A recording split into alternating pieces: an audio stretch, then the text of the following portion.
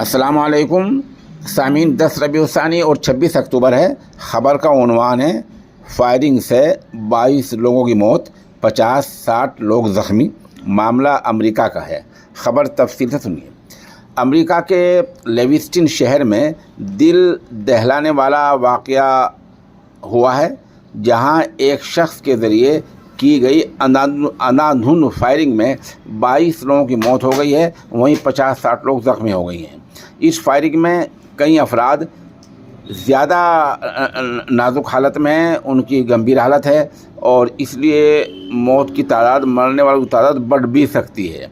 वहाँ की पुलिस के मुताबिक रात में यह हादसा पेश आया है और एक सरगर्म शूटर ने ये गोलीबारी की है और पुलिस ने उसकी तस्वीर भी जारी की है और पुलिस उसको तलाश कर रही है। मकामी वहाँ के सरकारी अफसर ने लोगों से कहा है कि दूसरे आदेश तक वो घरों से बाहर ना निकलें।